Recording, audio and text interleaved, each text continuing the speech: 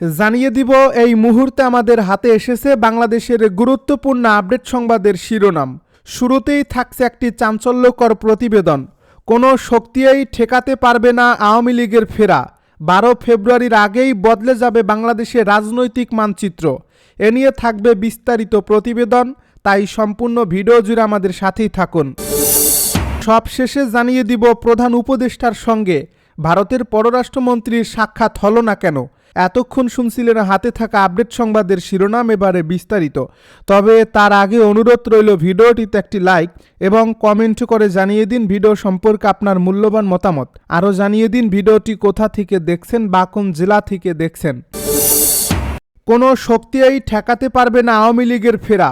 12 ফেব্রুয়ারির আগেই বদলে যাবে বাংলাদেশের রাজনৈতিক মানচিত্র। শেখ হাসিনা আবারও স্পষ্ট ভাষায় জানিয়ে দিয়েছেন, এমন কোনো শক্তি নেই যা আওয়ামী লীগের ফেরার পথ বন্ধ করতে পারে।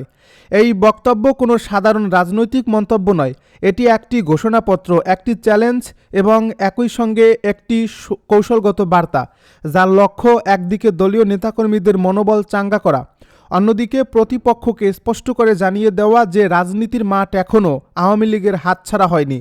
দীর্ঘ সময়ের নীরবতার পর শেখ হাসিনার এই কণ্ঠস্বর এখন সারা দেশে রাজনৈতিক অঙ্গনে আলোড়ন তুলছে। তৃণমূল থেকে কেন্দ্রীয় পর্যায়ে সবখানেই একটি কথাই ঘুরে ফিরে আসছে, আওয়ামী লীগ ফিরছে। আওয়ামী লীগ বিশ্বাস করে তারা কোনো ক্ষমতাকেন্দ্রিক দল নয়, তারা একটি গণভিত্তিক রাজনৈতিক শক্তি। দলটির হাইকমান্ডের মতে জনগণের হৃদয়ে যে শিকড় গড়ে বসেছে আওয়ামী লীগ, সেটিকে উপড়ে ফেলা কারোর পক্ষে সম্ভব নয়। নির্বাসন, রাজনৈতিক চাপ, আন্তর্জাতিক সমীকরণ সবকিছুর মধ্যেও আওয়ামী লীগ তার সংগঠন টিকিয়ে রেখেছে। জেলা উপজেলা পর্যায়ে এখনও সক্রিয় রয়েছে দলীয় কাঠামো, প্রকাশ্যে না থাকলেও নীরবে কাজ করে গেছে সংগঠনের মূল শক্তি। এই বাস্তবতার উপর দাঁড়িয়ে শেখ হাসিনা নেতাকর্মীদের উদ্দেশ্যে বলেছেন, আমাদের পথ কেউ বন্ধ করতে পারবে না, জনগণই আমাদের শক্তি। সাম্প্রতিক একাধিক রাজনৈতিক জরিপ আওয়ামী লীগের আত্মবিশ্বাস আরও বাড়িয়ে দিয়েছে। এসব জরিপে দেখা যাচ্ছে দেশের মোট ভোটারের অর্ধেকেরও বেশি এখন আওয়ামী লীগের প্রতি আস্থাশীল। বিশ্লেষকদের মতে এই সমর্থন শুধু অতীতের স্মৃতি নয়, এটি একটি বাস্তব রাজনৈতিক শক্তি, উন্নয়ন, স্থিতিশীলতা ও রাষ্ট্র পরিচালনার অভিজ্ঞতা। এই তিনটি আন্তর্জাতিক ও দেশীয় অঙ্গনে আওয়ামী লীগের সবচেয়ে বড় পুঁজি। রাজনৈতিক পর্যবেক্ষকেরা বলছেন, আওয়ামী লীগকে বাইরে রেখে কোনো নির্বাচন হলে সেটি শুধু দেশের ভেতরেই নয়, আন্তর্জাতিক পরিসরেও প্রশ্নবিদ্ধ হবে।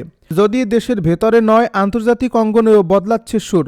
কূটনৈতিক সূত্রগুলো বলছে 12 ফেব্রুয়ারি নির্বাচনে যদি আওয়ামী লীগ অংশগ্রহণ না করে, তাহলে সেই নির্বাচন আন্তর্জাতিক স্বীকৃতি পাবে কিনা তা নিয়ে গুরুতর সংশয় তৈরি হবে। বিশ্বের একাধিক প্রভাবশালী রাষ্ট্র ও সংস্থা মনে করছে, বাংলাদেশের মতো একটি দেশে সবচেয়ে বড় রাজনৈতিক শক্তিকে বাদ দিয়ে নির্বাচন মানেই গণতান্ত্রিক ঘাটতি। এই আন্তর্জাতিক বাস্তবতাকে আওয়ামী লীগ কৌশলগতভাবে ব্যবহার করতে চায়। দলটির শীর্ষ পর্যায়ের নেতারা মনে করছেন, চাপ যত বাড়বে আওয়ামী লীগের ফেরার পথ তত প্রশস্ত হবে। শেখ হাসিনার সাম্প্রতিক বার্তায় সবচেয়ে গুরুত্বপূর্ণ শব্দটি হলো ঐক্য। তিনি নেতাকর্মীদের স্পষ্ট নির্দেশ দিয়েছেন, যার যা আছে তাই নিয়ে ঐক্যবদ্ধ হও, বিভক্ত হলে হারতে হবে। এই বক্তব্যকে অনেকেই দেখছেন রাজপথে ফেরার প্রস্তুতির সরাসরি ইঙ্গিত হিসেবে। রাজনৈতিক ভাষ্যকারদের মতে আওয়ামী লীগ খুব হিসেব করে মাঠে নামতে চায়, হঠাৎ কোনো আবেগী সিদ্ধান্ত নয়, বরং ধাপে ধাপে শক্তি প্রদর্শনের কৌশল।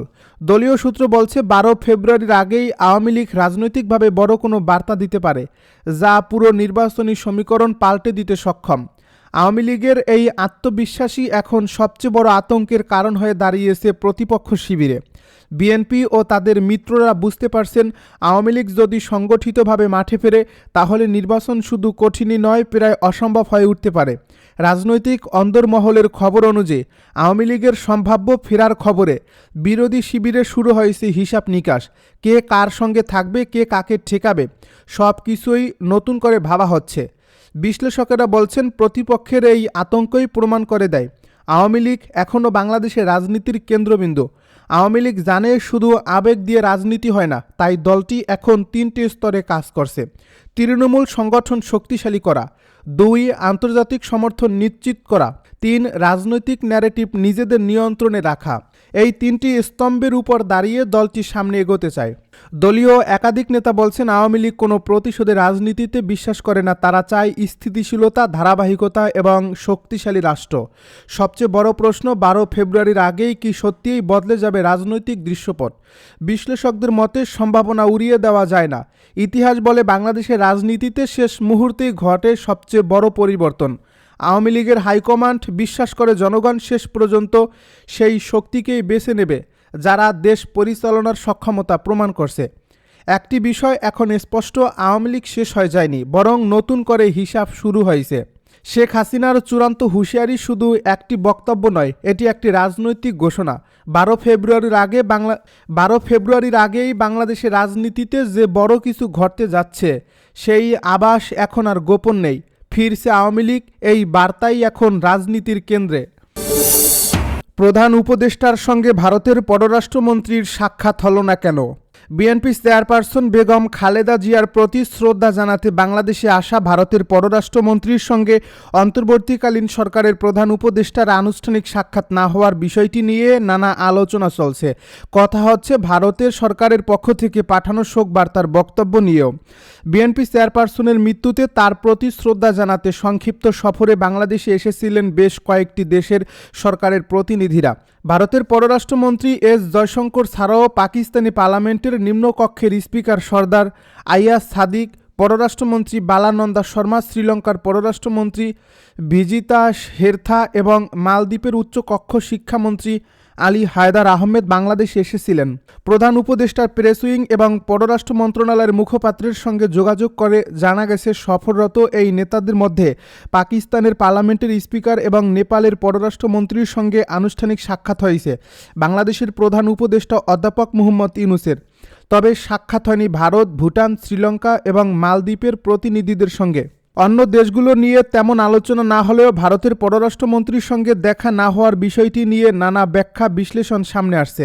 বাংলাদেশের পররাষ্ট্র মন্ত্রণালয়ের মুখপাত্র মাহবুবুল আলম অবশ্য জানিয়েছেন, স্বল্প সময়ের এই সফরে ভারতের পররাষ্ট্রমন্ত্রীর সঙ্গে প্রধান উপদেষ্টার সাক্ষাৎ না হলেও আইন উপদেষ্টা আসিফ নজরুল এবং জাতীয় নিরাপত্তা উপদেষ্টার বৈঠক হয়েছে। এদিকে ভারতের পররাষ্ট্রমন্ত্রী এই সফরকে আন্তঃরাষ্ট্রীয় সম্পর্ক বা রাজনৈতিক দৃষ্টিভঙ্গি থেকে না দেখাই ঠিক হবে বলে মন্তব্য করেছেন অন্তর্বর্তী সরকারের পররাষ্ট্র বিষয়ক উপদেষ্টা তৌহিদ হোসেন। বেগম খালেদা জিয়ার অন্ত্যেষ্টিক্রিয়ায় ভারতের পররাষ্ট্রমন্ত্রীর আগমনকে ইতিবাচক যে সচার হিসেবে উল্লেখ করেছেন তিনি। তবে এই সফরের মধ্যে দিয়ে দুই দেশের মধ্যে চলমান সম্পর্কের টানাপোড়েন দূর হবে কিনা তা ভবিষ্যতেই বলে দেবে।